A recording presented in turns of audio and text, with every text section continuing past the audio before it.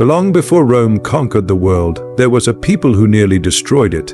They called themselves the Samnites, mountain warriors forged in iron and vengeance. In 321 BC, these barbarians trapped an entire Roman army in a narrow mountain pass known as the Caudine Forks, and forced them to march beneath the yoke in utter humiliation. That single day carved shame into the heart of Rome. But who were the Samnites?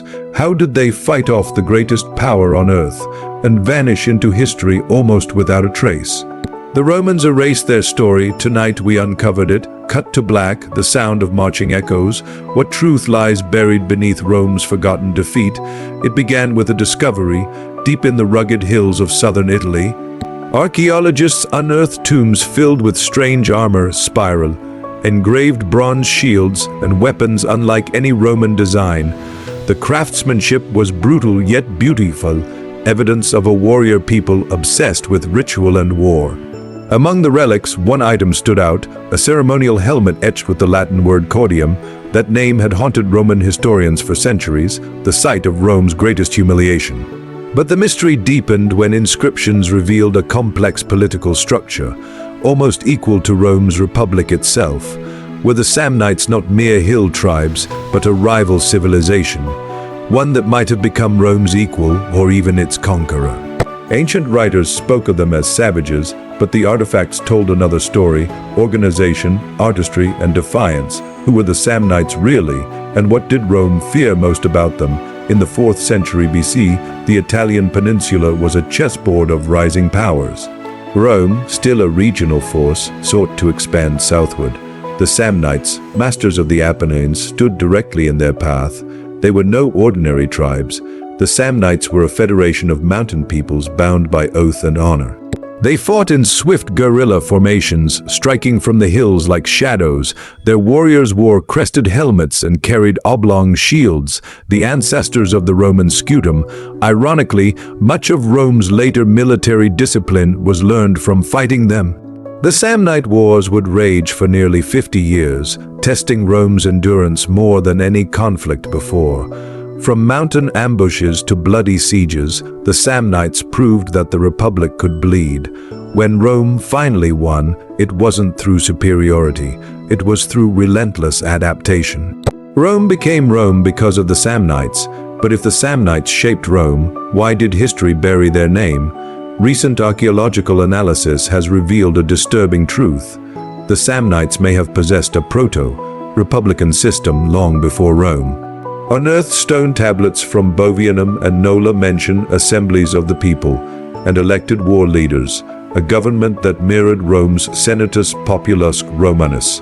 The evidence suggests Rome may have copied much of its early political structure from the Samnites they claimed to have civilized.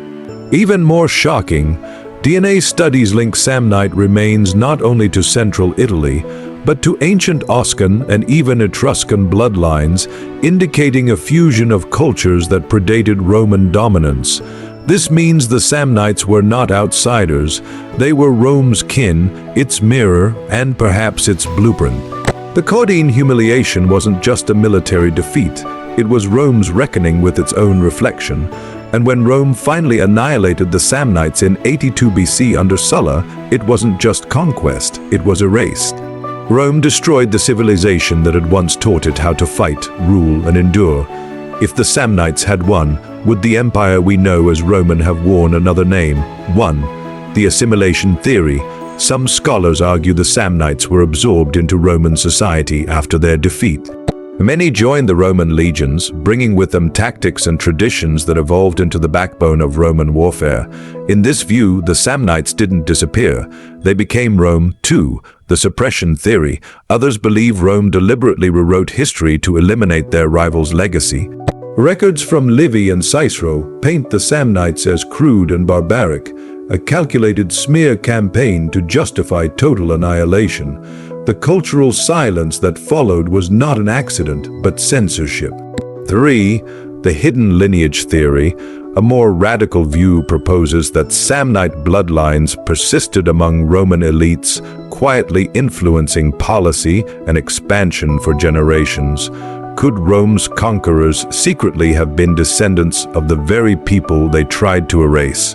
Whichever theory is true, one fact remains. The Samnites' defeat was the crucible from which the Roman Empire was born. But if Rome learned everything from its enemies, how Roman was Rome really?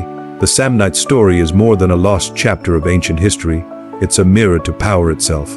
Civilizations rise, absorb their enemies, and rewrite the past to glorify themselves. Rome's triumph over the Samnites was not just military, it was psychological. In erasing them, Rome erased the part of itself that was wild, defiant, and free. Yet in every Roman triumphal march, every glint of armor on the battlefield, echoes of the Samnite spirit lived on. Their tactics became Roman tactics. Their defiance became Roman resilience. Their extinction was, paradoxically, their immortality.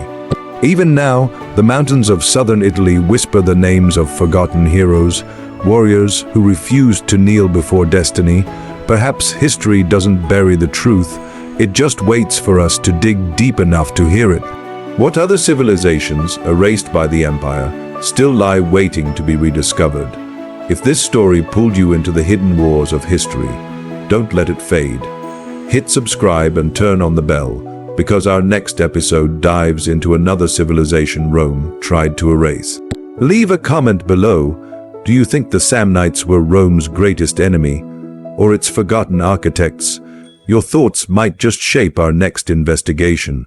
Until then, remember, history isn't written by the victors. It's rewritten by the survivors.